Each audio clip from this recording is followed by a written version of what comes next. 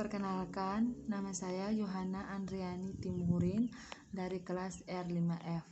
Di sini saya akan membedah sebuah buku yang berjudul Paradigma Baru Public Relation Teori Strategi dan Riset.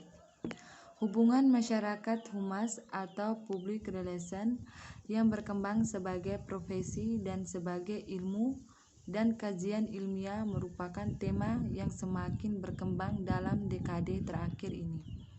Humas semakin berkembang dan diperlukan dalam masyarakat informasi yang terbuka dan kompetitif dalam era globalisasi.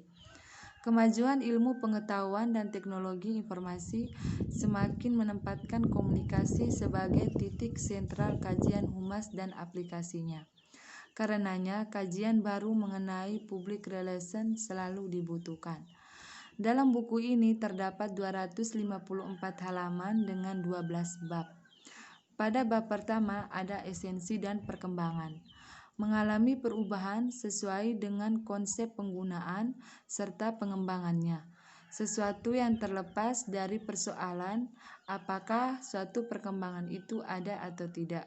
Bagian kedua ada konsep dan pemahaman.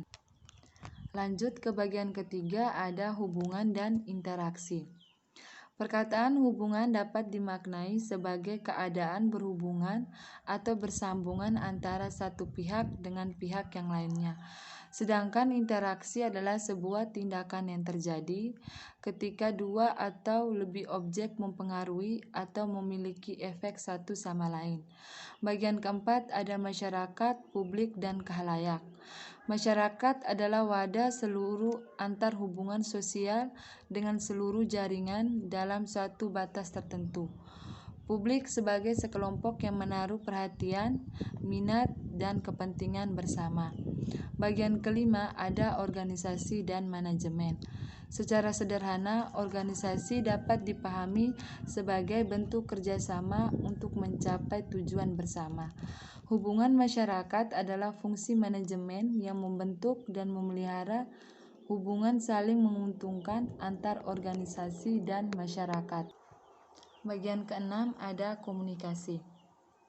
Humas adalah segala bentuk komunikasi yang terencana, baik itu di luar dan di dalam, antara suatu organisasi dengan khalayaknya. Komunikasi merupakan fenomena sosial yang berlangsung sebagai proses antar manusia dalam konteks ruang dan waktu tertentu.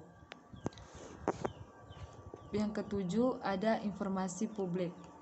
Istilah informasi publik sebagai salah satu model hubungan dalam humas, yaitu model informasi publik yang diartikannya sebagai penyebaran pesan kepada publik yang bersifat satu arah dengan mengutamakan persuasi atau pembujukan untuk mempengaruhi publik.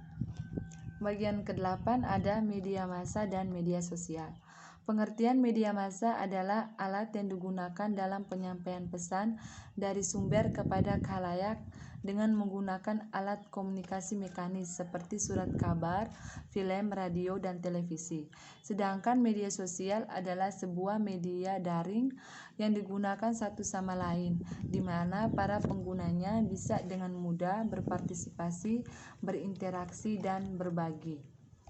Bagian ke-8 ada citra dan pencitraan. Istilah citra mulai banyak dikenal atau digunakan di Indonesia. Citra yang berarti gambaran sebagai padaan kata image dalam bahasa Inggris. Sedangkan pencitraan adalah usaha sadar, terencana, dan sistematis untuk membentuk gambaran positif diri atau organisasi yang dibentuk orang-orang lain dengan memberikan informasi secara langsung atau melalui media.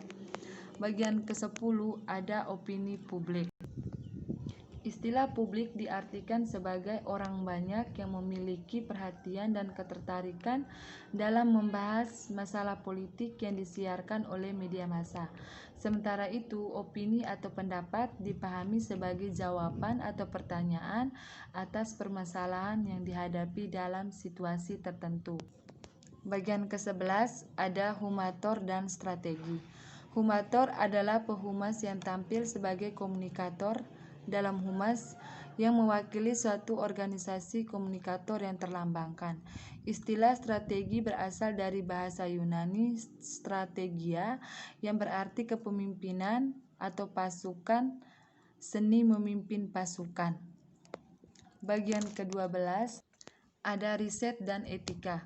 Riset atau penelitian memiliki urgensi dalam humas sebagai upaya menciptakan humas unggul melalui model dua arah simetris.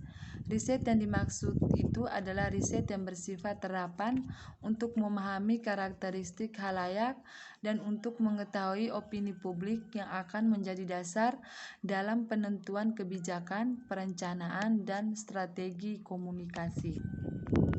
Buku ini diperkaya dengan teori-teori, strategi dan riset, serta substansi tentang citra dan pencitraan. Teori-teori komunikasi, sosiologi, psikologi, manajemen yang berkaitan dengan studi humas disajikan secara profesional dalam buku ini.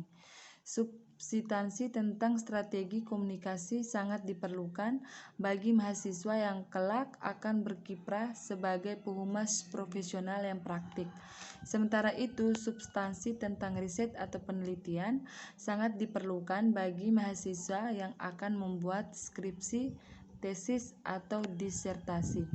Buku ini berusaha memadukan antara teori kritik dengan teori kontemporer dalam bidang komunikasi, sosiologi, psikologi, dan manajemen yang terpadu dalam studi public relation.